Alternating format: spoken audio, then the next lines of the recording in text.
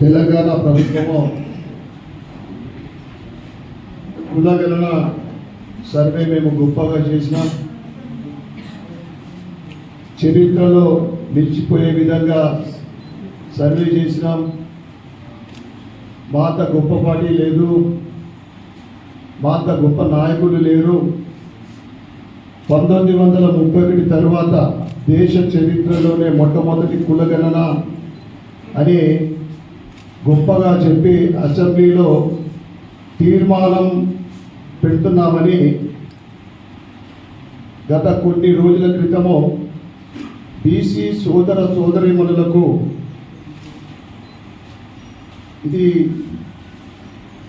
పెద్ద కుట్ర చేసే ప్రయత్నం జరిగింది. ఎందుకంటే రాబోయే స్థానిక ఎన్నికల్లో దృష్టిలో పెట్టుకొని కేవలము బీసీ ఓట్ల కోసమే ఈ కాంగ్రెస్ ప్రభుత్వము ఒక పన్నాగము, ఒక కుట్ర, ఒక మోసపూరిత ప్లాన్ ఇది. ఎందుకంటే గత ప్రభుత్వ 2011 కానీ బీఆర్ఎస్ చేసిన సమగ్ర సర్వే 2014లో కానీ బీసీల సంఖ్య 1,85,00,000 ఉంటే, అంటే 51% ఉండే. వీళ్ళు చేసిన సర్వే ప్రకారము 1,65,00,000 అంటే 46.25% అని వీళ్ళు చెప్తా ఉన్నారు. అంటే వీళ్ళ దృష్టిలో బీసీలు తగ్గినరా లేదా బీసీలు అంతరించిపోతున్నట్ల? బీసీలన్నీ ఇంత చిన్న చూపిలకు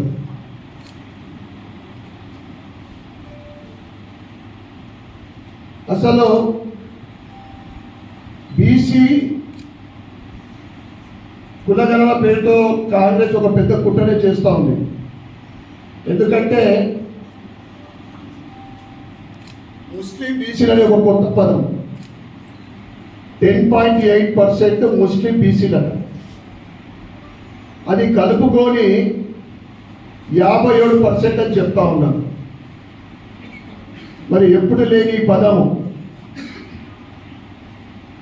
ముస్లిం బీసీలని. నేను ఒకటి అడుగుతా ఉన్నా, హిందూ బీసీలు ముస్లిం బీసీలు ఉంటారా? గతంలో ఎప్పుడు లేని.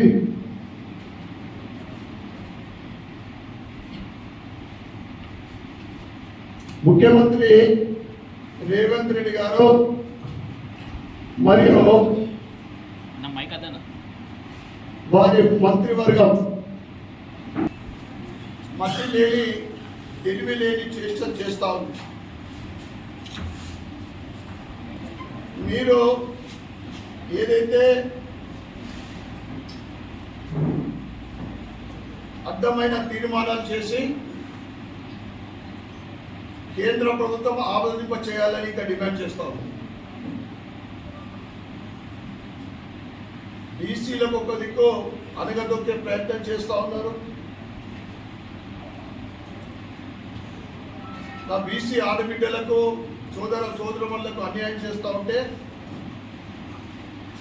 తీర్మానం ప్రవేశపెట్టి కేంద్ర ప్రభుత్వం ఆమోదం చేయాలన్న ఈ అడ్డమైన తీర్మానం. ముందైతే నేను అడుగుతా ఉన్నా, నీ మంత్రివర్గంలో బీసీలకు సముచితమైన స్థానం ఈ ముందైతే నీ 11 మంది మంత్రివర్గంలో ఎంతమంది బీసీలు ఉన్నారు? కేవలం ముగ్గురు. వారికైతే సముచితమైన స్థానం కల్పించు. ముందు ఏదైతే నువ్వు మైనార్టీ బీసీల పేరు మీద మోసం చేస్తా ఉన్నావో భారతీయ జనతా పార్టీ చూస్తూ ఊరుకోదని కాంగ్రెస్కు హెచ్చరిస్తా ఉన్నాం. ఈ మీడియా ద్వారా ముఖ్యమంత్రి రేవంత్ రెడ్డికి, కాంగ్రెస్ పార్టీకి హెచ్చరిస్తా ఉన్నాం. మీ చేసిన సర్వేనే తూతూ మంత్రంగా ఉంది. 46% అని మీరే చెప్పిండ్రు. ఇది పనికిరాని చెత్త సర్వే అని మీ ఎమ్మెల్సీయే ఆ సర్వేని తగిలబెట్టిన పరిస్థితి.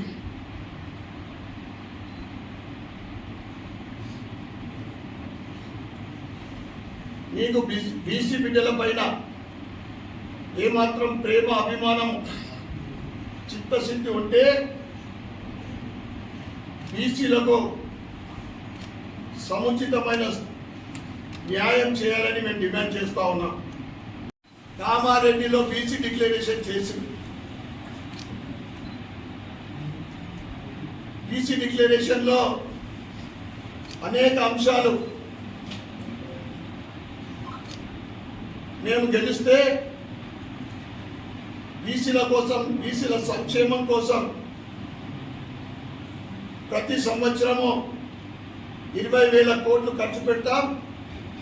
5 సంవత్సరాల్లో 1,00,000 కోట్లు బీసీల సంక్షేమానికి ఖర్చు పెడతామని ఆ డిక్లరేషన్లో చెప్పింది. కానీ మొన్నటి 23-24 బడ్జెట్లో మీరు కేటాయించింది కేవలం 8,000 కోట్లే. దాంట్లో మీరు ఖర్చు పెట్టింది 450 కోట్లు మాత్రమే. బీసీల మీద మీకు ఎంత ప్రేమ ఉందో ఈ గణాంకాలే తెలియజేస్తూ ఉంది. దాంతోపాటు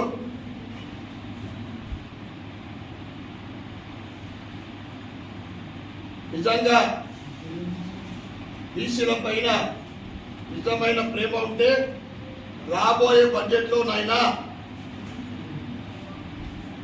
మీరు ఇచ్చిన హామీ ప్రకారము 20,000 కోట్లు కేటాయించాలని మేము డిమాండ్ చేస్తూ ఉన్నాం.